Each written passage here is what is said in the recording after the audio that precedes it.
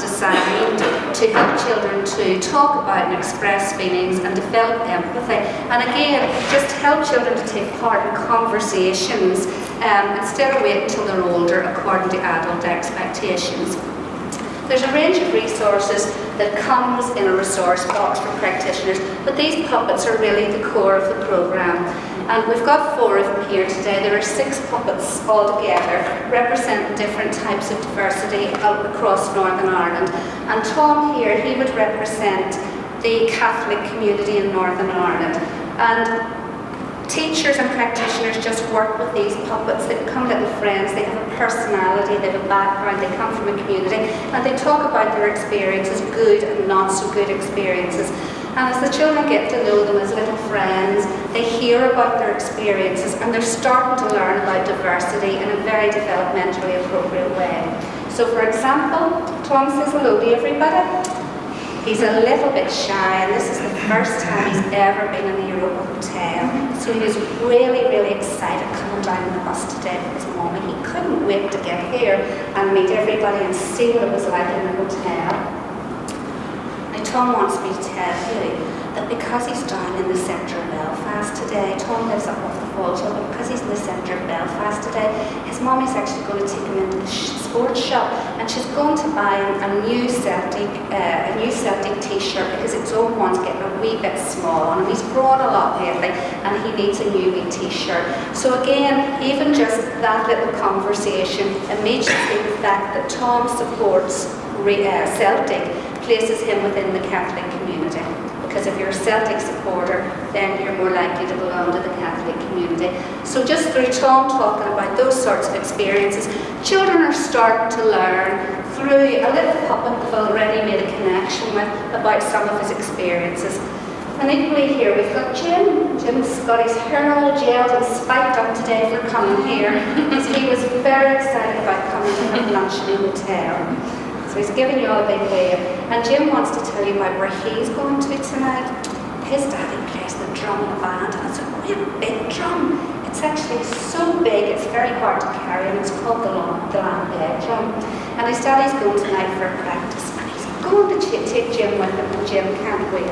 Now obviously you wouldn't go into those sort of situations because the Lambeth drum would be associated with the Protestant community, and you wouldn't go into that as quickly as I am with the children in the schools and the preschools. But gradually you do start to talk about the diversity and the experiences in those puppets' lives, and through that you're opening up the conversations with the children. So as the children are starting to learn about diversity and difference, but through little characters that have become their friends. The puppets also talk a lot about their feelings. So Tom might come in one day and their little heads flip over and he might say, gosh, Tom's really sad today. I wonder why he's got his wee sad face on. Are you going to tell us, Tom? Somebody called him names. He was coming to the playground today and somebody shouted at him and called him names.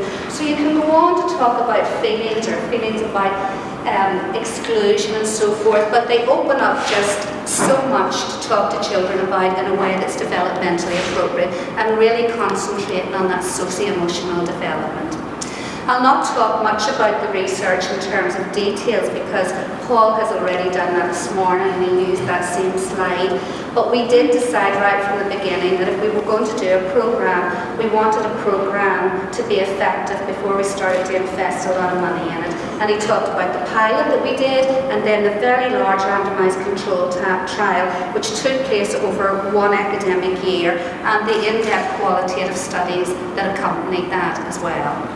And he's talked about the results.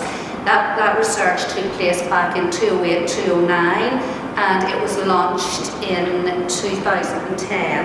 And again, he talked about one of the big differences in that research was that we found the children in the groups that were implementing the programme, their social and emotional development really developed quite significantly. They were much more aware of cultural things, and again he talked about, you might show them the pictures of the St. Patrick's Day parade, a 12th of July parade and so forth, you might show them flags. You're trying to work out what they know about that. And quite often in those pre-tests, if children did know anything about the symbols, they had very negative attitudes towards them. But by the time they came to do the post-test, the children in the groups that were implementing the programme were much more positive, and again were displaying inclusive behaviour. He also talked about the parents and the teachers, and again, because it took place over a year, we didn't get all the forms back in there, but what we did get showed again that they felt that they could do this sort of work with the children and were much more confident about doing it, and could see why you need to do it at this stage, in this age group. Because initially people were saying, surely this is too young to be starting this sort of work. Sure, children aren't aware of it, they don't notice. But then once we had Paul's research that showed that they did notice, and by age 6 that already formed the negative attitudes, that was very good for us.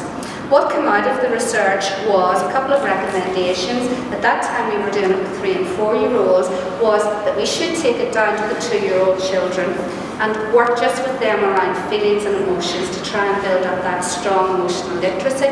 But we should also take it into the early stages of the school, so as the effects wouldn't be lost, but that the children would have a really good foundation. And that's exactly what we've done. You can see here younger children, 2-year-old children, working with feelings cubes and feelings lotto games with the little characters, so as they learn to express their emotions and recognise emotions in others and build up empathy. Because quite often children have emotions, they're not sure what they're all about, they don't know how to name them or express them, and they don't even recognise if another child's frightened or whatever. So a lot of work done on that with the 2-year-olds. Then going up into the preschool year, where the work can be deepened a little bit more, the diversity work brought much more to the fore.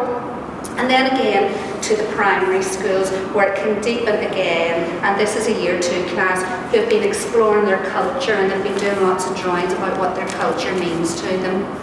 So as I say, the Faces and Spaces, as we call our project within the contested spaces, has really given us the opportunity in these 5 areas. So I'm working in West Belfast in the Falls and Shankill, and I'm also working in East Belfast in the Short Strand and the Newtonards Road. And then Rachel, who's in the room today, is working in the Kesselderg and Stewart area. We have Cleona working in Derry, in the Waterside and the City side. And we have also now Mary, another Media Initiative team member, working in the Bellarmine area. So we're working across these interface areas in Northern Ireland. And it's really provided us with the chances to say, to build on the programme on that cross-community basis. We're bringing children together from schools and preschools and parent and toddler groups and Sure Starts to actually do some work around the Media Initiative. And when they're coming together, their parents are coming together as well. We're working with parents' workshops, but we're also working with grandparents. So again, everybody who's involved with the children are coming together to do these workshops, and they're coming together across the interface divide. The other thing that Contested Spaces has done for us is allowed us to develop a youth mentoring aspect to the programme, because under this project we want to work with whole communities, not go into a preschool here or school there or whatever, but work with the whole communities. And we thought the youth was a missing link. We're working with very young children, we're working with parents, and we're working with grandparents, but the youth was a missing link.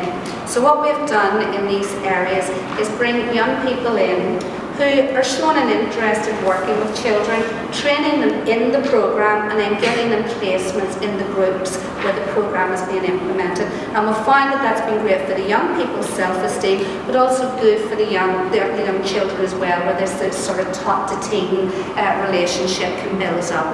And the programme is really embedding in these areas over a 3-year period, because the funding's for 3 years.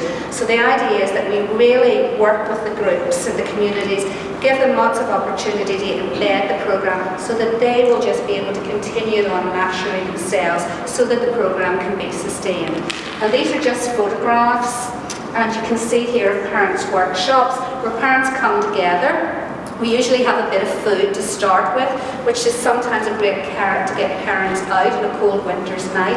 But then when they come and they start to enter into the discussions and they discuss with each other their first memories of difference, and start to realise that the first memories of difference is not too different whatever side of the divide that you live on. And again, you can see all the interaction going on, and these are people from communities. You can see the grandparents who are here as well, who quite often are looking after the children in these interface areas. And that's just some of the comments that would come out from the workshops, So you can see just some of them there. And this is like, as a grandmother, I look after my grandson a lot, and I'll be much more aware in future of the things that I say. Because again, we talked about all the things you can say unconsciously that starts to actually, help children to build up negative attitudes to difference.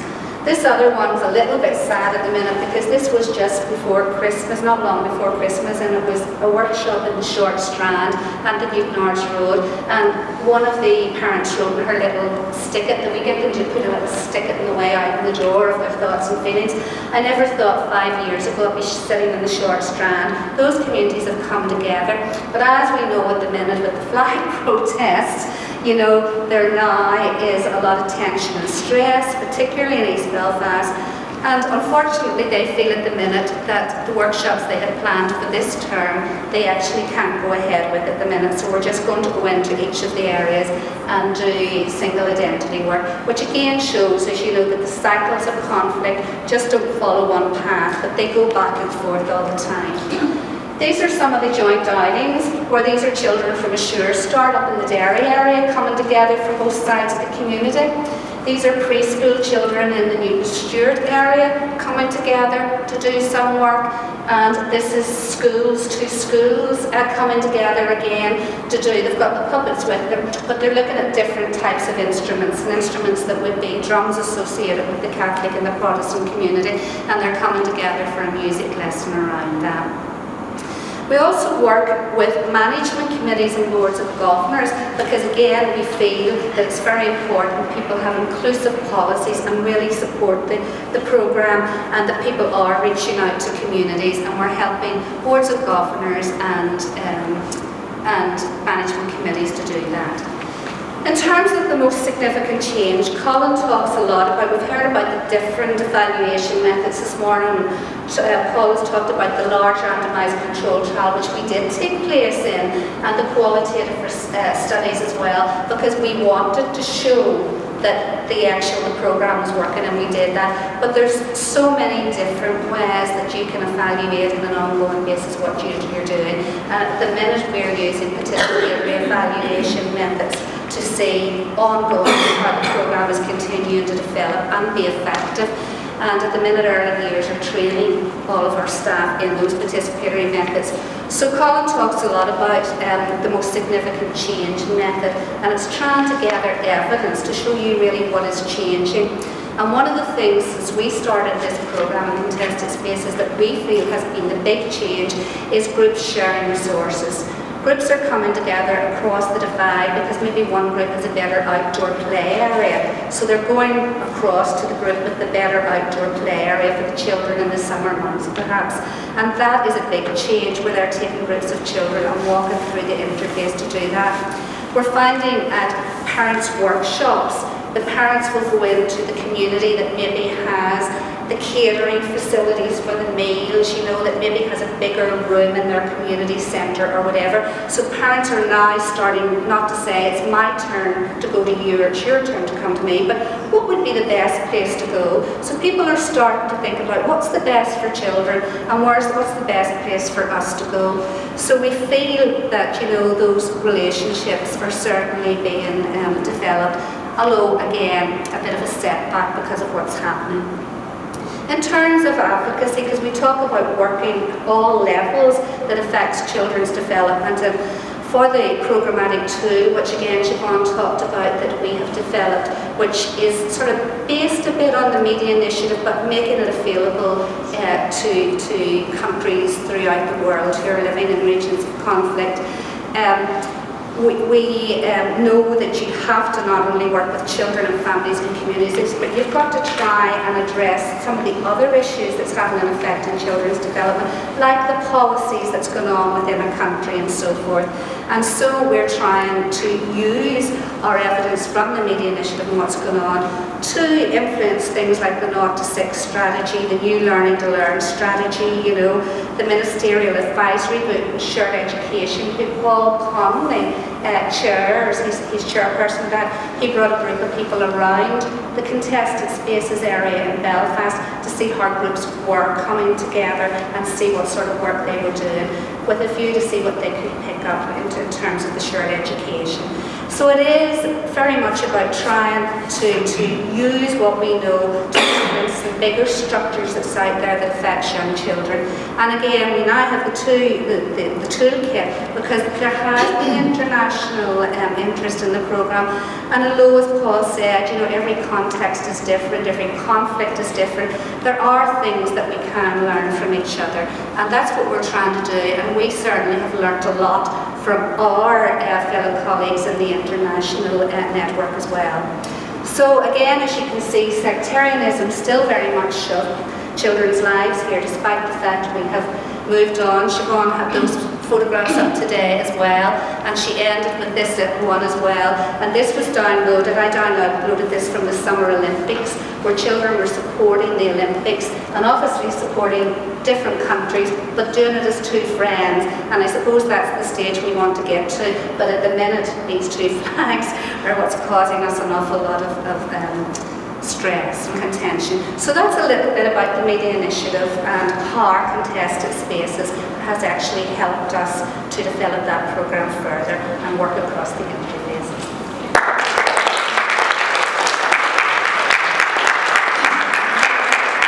Thank you very much indeed, Eleanor. If you don't mind, folks, we'll wait till the end and take questions, so we're kind of efficient in terms of the delivery. So over to you.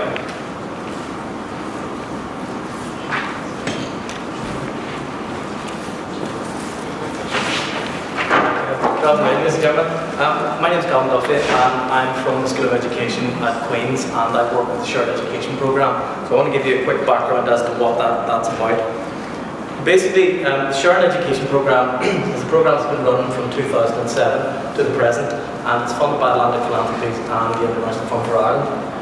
There have been a number of cohorts from 2007 to 2010 and from 2010 to 2013. The Shared Education Programme is very much about encouraging collaboration between schools and also trying to encourage cross-sectoral collaboration between schools. In our first cohort, from 2007 to 2010, we were involved in 12 partnerships with schools across Northern Ireland, and that involved around 65 schools, both post-primary schools and primary schools, and also amounted to around 8,000 young people. Similarly for SCP2, for the second cohort, we've had 14 partnerships with schools. Sorry, thanks very much. Give me something for the mic. And that's roughly involved around 80 schools and amounts to around 10,000 young people across Northern Ireland. We also have a number of partner projects, one based in Fermanagh with 21 partnerships of schools, and another one based in the northeast of Northern Ireland, again mostly focused on primary. So the concept of shared education is important before we move into introducing the contested space programme that we want to talk about. And for us at SEP, we're very much committed to the notion of regular and sustained contact between young people. So given that, then we think that regular and sustained contact should be embedded very much within the curriculum rather than extracurricular. When we talk about regular and sustained contact, we're talking about young people visiting each other's schools and having lessons for basically a lesson or two every week for over a period of 3 years. We have a number of schools and a number of partnerships that have been engaged in shared learning for 4 or 5 years consecutively. We're also very much committed to this notion of forging institutional relationships between schools. And that theme I'll kind of come back to quite a bit. So carrying on with this idea of the concept of shared education, our role is about trying to engage initially with schools to encourage them to develop regular and sustained shared activity between pupils initially. And often that's mostly on a cross-sectoral basis. But from that, we think that the work through teachers, through senior staff, through principals, and even through governors helps to establish strong institutional relationships between schools. And in doing so, that it has the potential to create a culture of collegiality. Now, what we mean by collegiality is this idea where the idea of collaboration becomes normalised. That it's a thing that schools are used to doing, that it's not something that's a shock, that young people are used to doing and that they enjoy it. And from that then, we would encourage, we would hope, and we have a number of our partnerships that are erring towards institutional interdependence, and that's where schools are able to develop and identify their common needs. So given the concept of common needs, I want to introduce that and keep the idea of common need in your mind as I go through this presentation. So we have partnerships across Northern Ireland that are basically, you could position them anywhere along that spectrum, but a number of very, very effective partnerships where you can maybe place them closer towards, or perhaps in between, cultures of collegiality and institutional independence. So I want then to introduce the Foyle Contested Space Education Partnership. So it is a partnership based on 8 schools, 3 post-primary schools and 5 primary schools. The partnership is based in Derry, Londonderry, which is probably one of the most contested spaces in Northern Ireland. It has a long historical legacy of conflict and a long history in terms of the siege of Derry, for example, right through to gerrymandering. It has an interesting geographical layout in the sense that it's a city divided by a river, where quite literally that river almost identifies one community from another. The majority of Catholics tend to live in what's described as the city side, and the majority of Catholics, or Protestants or Royalists or Unionist community tend to live on the other side of the river, known as the water side.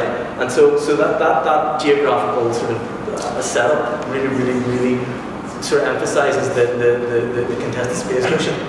So St Cecilia's, Lisneal and St Mary's are our post-primary schools. St Cecilia's and St Mary's are Catholic or maintained schools, and Lisneal is a Protestant or a controlled school. And those 3 post-primaries have been working with each other for a number of years. They were involved in separate partnerships. There was a partnership between Lisneal and St Cecilia's, and a partnership between Lisneal and St Mary's, both entirely separate partnerships. And they would have been involved in our SEP1 cohort, so they would have been working together quite strongly and with regular contact with one another from around 2007 up until the beginning of 2011.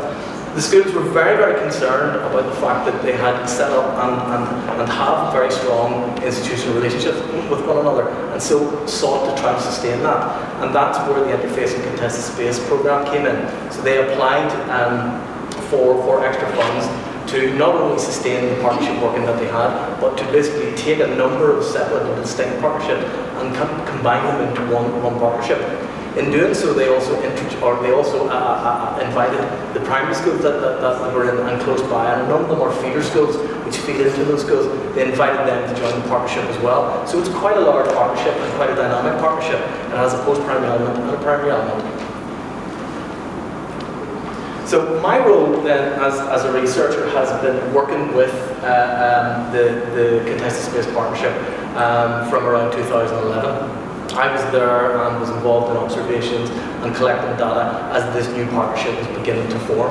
So I've been there from the very beginning. I was also very much involved in helping the schools write the bid to the funders, and so they were obviously successful, and here we are today. So my main role is about trying to illuminate on the context surrounding collaboration in Northern Ireland. And we are still at an early stage. I mean, we have various different guises and various different notions of what collaboration is. And so I think research on the actual what is collaboration, how does it work between schools is essential at this stage. Some of the literature kind of says, we've done the effective collaboration stuff already, let's move on to theory. But in Northern Ireland, collaborative effectiveness is still quite important. It's important for us to understand and identify what's good practice between schools. So I've been involved in 2 qualitative studies. The first one, which took place in 2011, was essentially based on the 3 post-primary schools, Lisneal, St Mary's and St Cecilia's. The second study, which is ongoing, involves all 8 schools, and so I'm very much involved in the primary elements. I use classroom observations and ethnographic engagements. I use focus groups and I use interviews. The main participants of the study are teachers and senior staff and pupils and parents.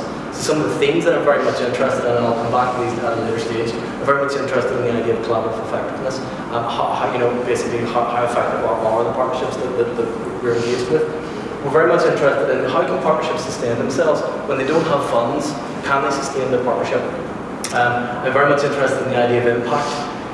What impact does it have on pupils? Does it have on schools? Does it have on teachers and staff? And what impact does it have on the community? I'm very much interested in the context of the shared classroom. We don't actually know enough about what actually goes on in shared classes, and so that's my major role. Also underrepresented in the literature is the idea that basically pupils and parents are heavily underrepresented in this research, and so my main focus at this point is interviewing pupils, and then I'm going to move on to parents. Excuse me. We're also interested in this idea of transferability, and it's can we take and identify what's good practice and essentially sell it across Northern Ireland. So it might be sell it to other schools in similar circumstances in other contested spaces, like North Belfast, for example. Or can we then go broader and say to a much broader sort of remit of schools across Northern Ireland. So the aims of the Contested Space programme are numerous. We begin with this idea of we want to provide shared education opportunities for pupils. We want to increase the frequency of participants moving across the contested space. So given the context of Derry or London Derry, there's a nice piece of research, there's an ethnographic piece of research done by Roach, who introduces this notion of bounded contentment. And the idea of bounded contentment is that people who live in particular communities tend not to want to go to other communities of the other because they're more comfortable in their own section. And that is a reality in Derry, London Derry. And we now are involved in moving something like 700 young people across the contested space, and we've 8 schools with bodies of staff mixing and going to each other's communities. Something fundamental happened during a meeting from one school to another, where a teacher said, I've taught in this city for 25 years and I've never been here before. The school that she went to from her school was about 2 miles away, so she'd never been to that part of the community, so that's a massive impact. We're also very much about improving community relations. We want to build teacher confidence and capacities. The idea of confidence and capacity is connected very much to the notion of sustainability, and that is basically if you increase the capacity and you make confident teachers who know how to deal with sensitive, difficult issues, that afterwards when the funding sort of dries up and people go away, the teachers are still very much skilled and can continue to deliver on difficult things. We want to engage parents. We want to help develop links between primary and post-primaries in and around the notion of transition. So transition is basically young people transition from one key stage to the next, and from one primary to primary. We also want to build on and advance the institutional relationships that already exist between the schools. And lastly, and probably most importantly, this programme is very much about addressing need, and that's where I want to move on to. So, basically, the notion of community relations and contested space, the schools involved in this programme have a long history of working together already, and as a result, they are very well versed in dealing with community relations and contested space issues in shared classrooms. But I'll actually let you have a look at a quote. Hopefully you can read that. So this is an extract from a transcript that I took, and it talks about places in Derry where you can't go, where this perception of we can't go there. The idea, that the roof won't fall in if you're a Protestant and you go into a Catholic school, the roof won't collapse in on you. The idea of never having been past the city walls, about difficulties travelling. The idea, even there's a segment there about where a parent talks about the only reason to go to one side of the community is because that's where the hospital is, and no other reason.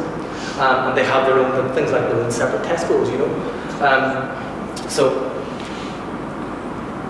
schools are very much concerned, or as I say, very, very well versed in the idea of looking at community relations and contested space.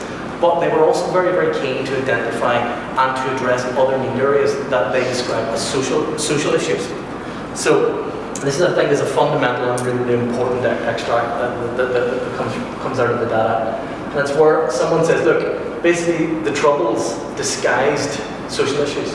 And that now that peace had descended on Northern Ireland, a relative peace, new troubles emerge, which the schools identify as being more social issues rather than issues connected to community relations and contested space. And so as a partnership, they wanted to address those as well. So schools felt that it was important to address issues around antisocial behaviour, sexuality and sexual health. And before I move on to the others, Basically, our schools have worked, particularly the post-primaries, have worked really, really well together for a number of years. And there was an important moment happening during the planning stages of the Contested Space Partnership, where one school admitted to the other, look, we have issues around sexual health of our students. There are real issues here with sexuality. And the other school basically said, actually, so do we. And the other school said, we do too. But this idea of confessing to one another, we have issues in our schools, particularly around things like sexuality, is really, really fundamental. But it was also about the fact that the institutional relationships were so good that they were able to talk to one another about controversial and difficult themes. So schools also wanted to tackle social media and being safe online as part of their shared education programme, and the notions of Facebook and Bebo are fundamentally important. Young people talk about them frequently when I talk to them in focus groups.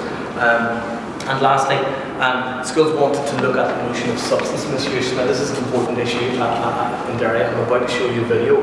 Can I say prior to showing the video, and it's only 2 minutes long, is that I don't intend this video to demonise young people in any way. What I want to do is demonstrate, first of all, it's a resource that the PSNI Community Safety Branch use in schools. It demonstrates the extent and it gives an indication or an example of street drinking and antisocial behaviour. It's quite impactful. It's based on CCTV footage and it's quite good, and it's used as a way of engaging young people about basically street drinking, which the schools were genuinely concerned about. The young people were drinking more and more at an earlier age, and so they felt the need to want to engage young people with that. So, please work.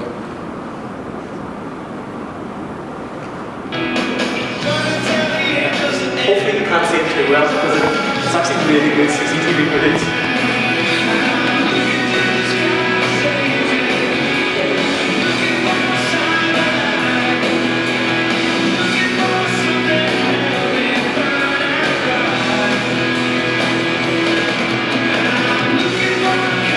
So all of this is happening on the famous Derry walls, and it's not, they're not one-off events, they're completely recurring things. Particularly in the summer months, so schools are very, very keen to engage their young people right through from years 5 all the way through to years 10. They need to talk about things like this. So it's quite a proactive, progressive educational program and demonstrating how we do it in summer. My horrible fear is that someone will recognize it. I have permission from the PSNI to use it, that is really great. This image is actually appears quite sinister. It appears quite frightening in the sense of a large animal coming through the walls. But right as they're coming in now, it's often where community groups will sit with feet. You know, they see the streets and try to talk to them and weekends.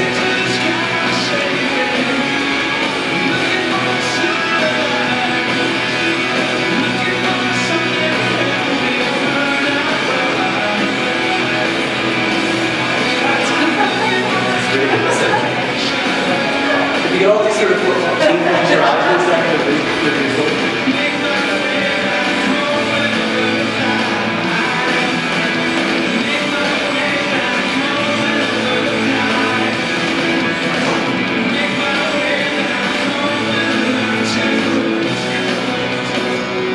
It's the end part that's quite impactful, I think.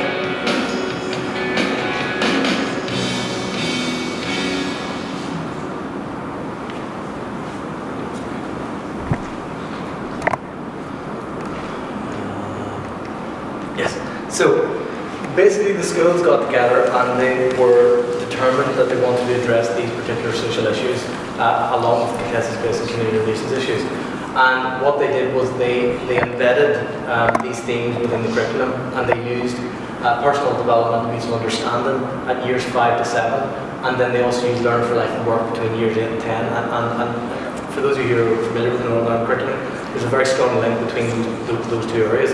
So there's an issue, there's something fundamental about continuity from years 5 right through to years 10. Basically, we have now young people who were in year 7 engaged in the programme who have now moved into post-primary school. And the good thing is that we're now able to talk about their experiences in primary, and there's a sense of continuity, and they recognise that they're involved in a wide programme. 3 minutes? Really? Okay, so these are some of the curricular themes that the schools are looking at. I'll start talking about faster because it's quite a good video. I beg for a moment or two. So schools are looking at diversity and identity themes. They're looking at this whole idea of being safe online. The schools are also involved in a Divided City production, which is basically all 8 schools involved in a City of Culture event where they're having quite a large play, and all schools are involved in rehearsals.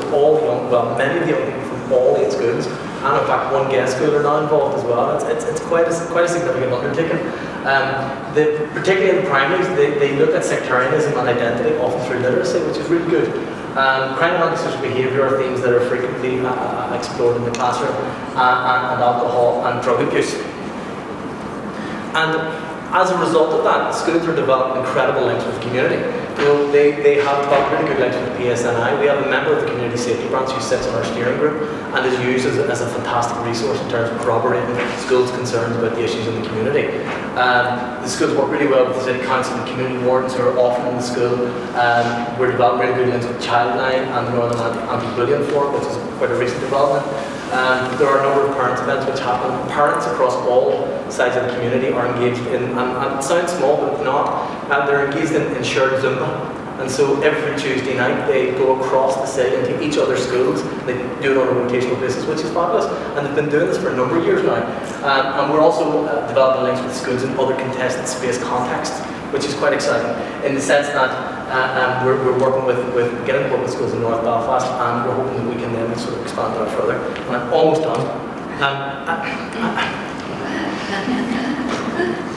Okay, so some of the things that emerged out of the 2011 study, very briefly, was a very keen sense of common sense of purpose with the schools. The notion of shared identity comes out very, very strongly as well. Schools have a strong partnership identity. They know who they are. They know who they are as a partnership. They have a name for the partnership. They have an infrastructure for the partnership, and they know as a partnership what they plan to achieve and what they plan to do.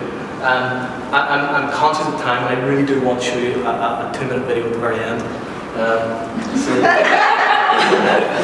The current study is very, very interesting. One of the things that's come on, I may appeal to you. One of the big things that we've noticed when we talk to young people is their sense of anxiety is beginning to reduce, and that's over time. They talk about feeling really anxious about going to each other's schools and doing shared learning, but over time they talk about feeling less anxious. One of the big things is they talk about friendship groups are forming. Friendship is a difficult term in the sense that a lot of them are very much engaged in Facebook, and some of them shouldn't be, but we'll leave that to the side. Teachers are talking about very strong personal and professional relationships. And it's not all roses. I mean, the classroom context is very interesting because there's a lot of in-group seating aggregation, a lot of clustering. Initially, your first reaction would be this is a sectarian, ethno-religious thing. But often it's about gender, and often it's about her and makeup, and who's friends with who, and small romances forming. You know, the complexity of the classroom context. There's also a big thing that we're starting to notice, and it's the idea of when schools collaborate, there is opportunity for school improvement. And I'll end it here with the video. It really is only 2 minutes long, I promise. It's quite a good video, but I just want to preempt it with it's pretty much about school improvement, and it's the video focusing on the link between 3 post-primaries. It was made by Atlantic Philanthropies, and it was made for an audience outside of Northern Ireland, so it refers to Catholic schools and Protestant schools rather than the formal sort of maintained and controlled schools. So I kind of apologise for that, but it's quite an impactful video, and for us it demonstrates the potential of collaboration.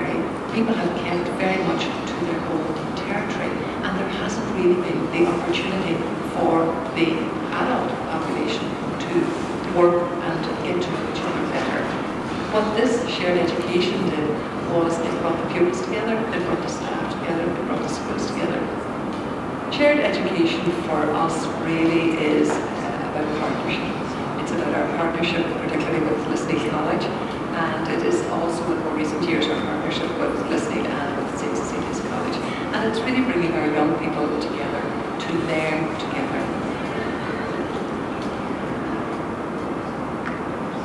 fibre in our school was inspected 2 years ago, and at that time we were found to be inadequate. And so we had to do something to turn that around. Because of areas where the school we specialise in science, I spoke to the principal. At that time, I was actually a member of St Mary's Staff, and St Mary's was a special school for science. It's a compliment to the school that's been asked for the help, but it's an acknowledgement that the school that is asking for the help trusts the staff of our school to come on to do that in a sensitive way and to help raise achievement in the school. The way science is taught in the school now is completely different from the way it was taught before. That's beautiful, beautiful, well done. The results have steadily improved year on year since that first inspection, but then the most recent one there just this year, they've got outstanding, which is absolutely fantastic, and they so deserve it. It was always there, it just needed time together for them, and we're absolutely thrilled. At the same time, we knew that they had a particular strength with their special needs. We were going through a transition in our special needs, and it seemed the most natural thing to do that Lisley would support us in taking our special needs forward. If you want to change anything, the main way to change something is through education. Looking at education over the years, I have been disillusioned in the fact that we don't seem to have moved away from the old traditional way of teaching your children separately. And from a personal point of view, I think this has been a great opportunity to bring our children together and to teach them together. And I think from a society point of view, that has to be go through. The funding has brought about significant change, not only in the young people's lives, but in all our lives, and in the lives of the families that it has affected. So there's a legacy there, and there's a legacy there for the future. And quite Atlantic is that simply not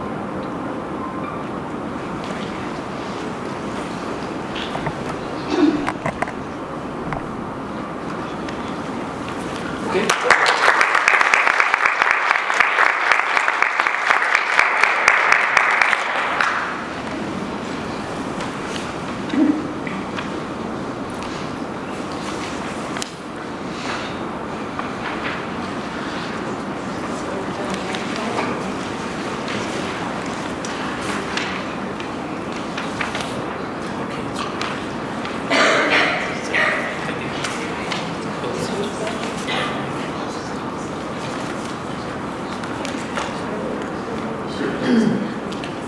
Okay, so I want to take a different kind of tack than the two previous presenters, and that is really to say, so we've looked at what is clearly two very successful projects within a wider programme. The challenge, I think, for us now is how do you capitalise on that? You know, how do you create systemic change? In other words, how do you move from these individual pockets, if you like, of good practice, best practice, next practice, as educationalists call it, and systematise the kind of good work that's been going on here. Otherwise, individual projects are seen as very funding dependent. Once that funding ends, people say, thank you very much, that looked like good work, and it's gone. And I mean, I think just our system here of, in a sense, relying on funding sources has created, if I can put it this way, and hopefully not a negative way, a kind of dependency culture in terms of the work that we do. So part of what we're doing, and I'm very grateful that I'm helped by my colleague here in OFMD, FM, the Office of the First Minister and Deputy First Minister, because this project is co-funded.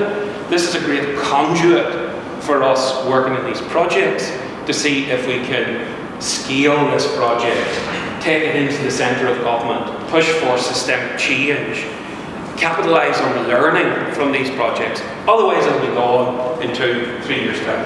And unfortunately that has been the history of a number of projects. So in order to do this, what we've attempted here is to ask, could some of these projects actually create better outcomes in terms of improving the quality of life for people who live in disadvantaged areas?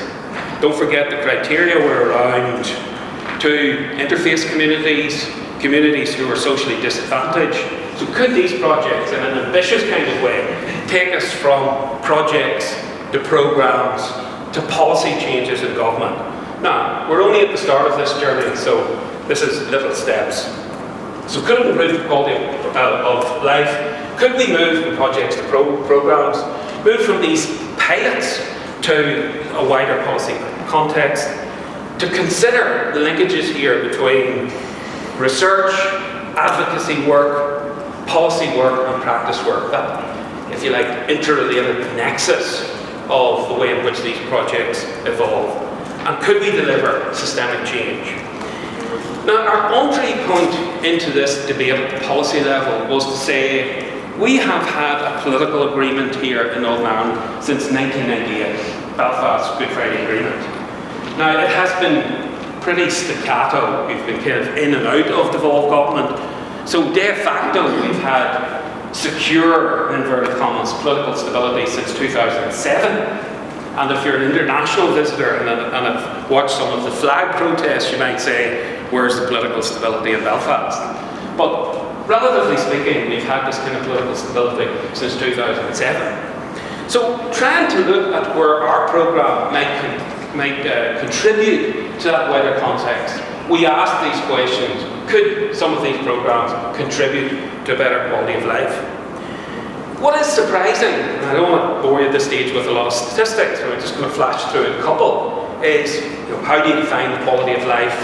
What are the indicators to measure that, and so on. So I took several indicators, well, about half a dozen to be actually correct. I said, if you consider a basket of indicators around education, social welfare, mental health, the health of the community, and crime rates, and you look at these areas which are socially disadvantaged versus these areas which are not socially disadvantaged, if we are to improve the quality of life in these areas, then these indicators should start to improve. So those are the indicators that I used. Education, for people who are not familiar with our education system here, education is really, in that context, about improving education performance at secondary school level. Social welfare indicator was around the percentage of people who were receiving disability living allowance. Job seekers allowance was about people trying to secure jobs, and if they didn't, if they were unsuccessful, they had some government assistance in that regard. Mental health was measured by suicides per 100,000 population. Health, crudely, was measured by life expectancy, and crime, the recorded crime percentage of the population in respective areas. I think what is quite shocking about the quick tour de force of stats that I will show you here is how divided our societies were in terms of social welfare. So, for instance, this is just a graph on education, and you'll see that this upper line is 60% of pupils in advantaged areas, which is the purple line. 60 to 65% were achieving good qualifications at secondary school level. The red line is those people who live in disadvantaged areas.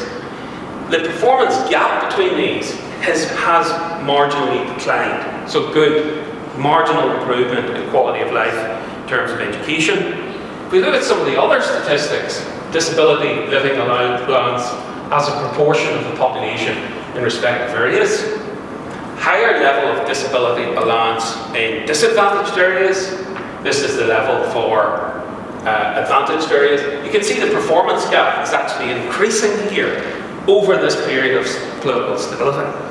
Again, if we look at some other indicators, job seekers allowance, red line being disadvantaged area, purple being advantaged areas, you will see again the performance gap here is actually increasing. So between advantaged and disadvantaged communities. If you look at suicides, this is a particularly scary one. You will see that the number of suicides here, the performance gap in 1999 to 2003 was a difference of 7.7 suicides per 100,000 population. that performance gap, that increase, has actually moved up significantly there, with 16 suicides per 100,000 people. Locals will not be too surprised by this. Male expectancy rates. If you live in a disadvantaged area of Northern Ireland, which is the red line, you can expect as a male to live 6 years less than somebody who lives in a disadvantaged interface area. Those are the stats. And finally, in terms of crime, if you look at areas which are disadvantaged, higher level of crime, importantly here, the performance gap is actually increasing. So, crudely, what do we conclude from those stats? Well, crudely, what we can say is, although we've got political stability, our social disadvantage levels are actually increasing. So one would have expected what's termed here in local parlance a peace dividend. In other words, society would have improved as a result of political stability. Actually, it's going the opposite way. So what does all of that say about some of the programmes that we are looking at? Well, it says just in terms of this peace dividend that our existing policies have failed to tackle multifaceted problems in disadvantaged areas. We have a lack of joined up government. The government departments are not working very effectively. The issues of poverty and social disadvantage are most acute at interface areas. The areas Eleanor, Gavin, Mark, Maura, etc. are actually working. Claire, Lisa. The approach that we have here is actually a collective approach. It's not saying government have all the answers here in terms of addressing segregation and social disadvantage. So typically in these projects we've got schools, communities, NGOs, philanthropic organisations and government working together. So if the projects can work in these areas, they can work anywhere in Northern Ireland. That's our contention, and that's how we try to lever change in the wider public policy arena. I'm not going to go into this in detail, but we decided that to do this, we actually needed to have some conceptual underpinning, what we have entitled a theory of change. And as Gavin has referred to in his presentation, and Eleanor as well, what are the common needs at interface communities? Not what divides those communities, but what is actually common to them. And we picked out a few: poverty, social deprivation, low education attainment, etc. What are our projects doing to address some of those issues? Early years intervention, parenting skills for teachers, tackling some issues around curriculum-based shared learning, trying to promote reconciliation. If we move from individual projects to the programmes, the collective of those projects, what common issues are we trying to address? We're trying to improve reconciliation, better education outcomes, better parenting, and so on. And then overall, how can we create that system change?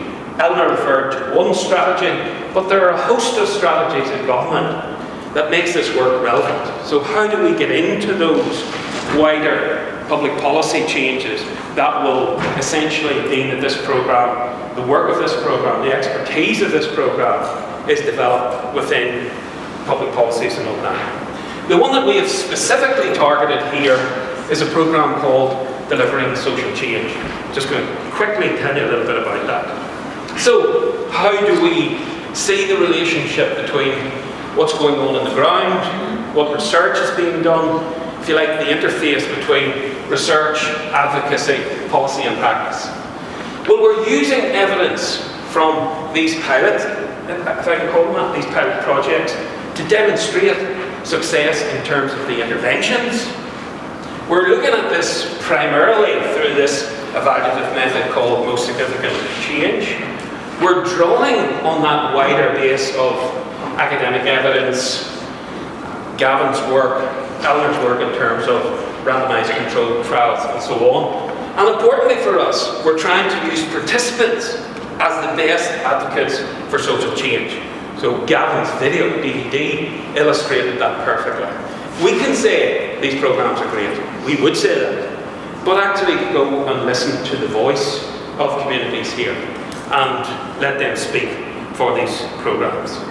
So our strategy here, if you like, is to plug into, so that's a very crude explanation, but plug into this wider delivering social change model.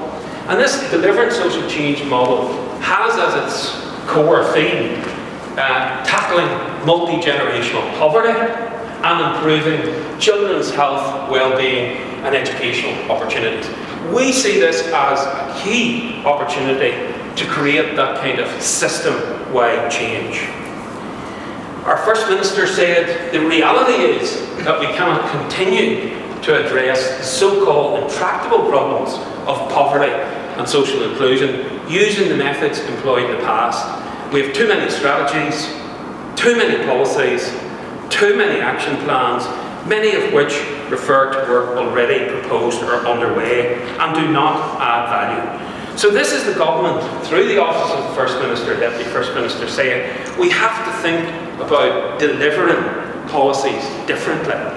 So this programme, in my view, is an ideal mechanism to say here is a different approach which also coincides with your delivered social change agenda. So let us offer you pilot projects, work that are happening on the ground right now, that will demonstrate to you the effectiveness of interventions under this delivering social change model. So what kind of early experiences have we arrived at in terms of trying to advocate for social change? I have to say these are only my points. Other colleagues might think about this differently. I'm sorry, it is a little bit parochial because, as Paul was saying this morning, some of these things are very context-based. But we certainly know in terms of advocating for social change, under devolution, we have tried to exploit in the best possible way our access to local ministers and local MLAs. So under direct rule government, all of our ministers were based in Westminster. We had very limited access. As you saw this morning, we can get a local minister to come and open a conference. So we have great access to our politicians to lobby for social change. I think here we have to recognise the complexities of our power sharing arrangements, what political scientists call consociationalism. And it's to also recognise that for the foreseeable future, we will have two main political parties in power here. Democratic Unionist Party and Sinn Féin, Minister this morning, and Sinn Féin Minister. We have to recognise those are realities and work with those political parties, regardless of our own politics. The role of special advisors has become a very important role in government here. These are people that are paid from the public purse, are not elected, but have huge influence in terms of the decision-making process. And again, we need to exploit those opportunities. Civil servants, apologies for all of those civil servants in the room right now, have a significant role in terms of policy implementation, but their role in terms of policy formulation has diminished with devolved government. So before devolution here, again, this is a crude explanation, effectively senior civil servants ran Northern Ireland because they were responsible to ministers in Westminster who were preoccupied with issues around constitutional and security issues. Our local ministers are interested, obviously, in local issues. We need to exploit that. We need to be on their doorsteps, pushing to advocate programmes like this. There is a maturing role for an influence for statutory committees. So the Office of the First Minister, Deputy First Minister, has a statutory committee with named MLAs. Part of our role is to make sure that they are aware of the work that we do. With political stability, politicians need to move beyond populist policies and to tackle what's described in the literature as wicked issues. So this is the second, if you like, political mandate following stable government in Northern Ireland. They've got to move beyond the rhetoric, providing us with policies that will have political appeal, to actually addressing some of these issues. So people will call them to account for why are our communities falling apart? Why Why is there a bigger gap between the haves and the have-nots? So we have a real opportunity to advocate for change. And finally, my final point is, having heard a session from Paul Connolly this morning about the value of evidence, since I'm an academic, I would have to support that. One point I would make is that robust evidence is necessary, but not sufficient. It needs to be part of a concerted campaign to deliver social change. So that's the kind of approach that we're talking about, to move from project-level interventions to programme interventions to policy change. It might be ambitious, but that's where we're going. So thank you very much.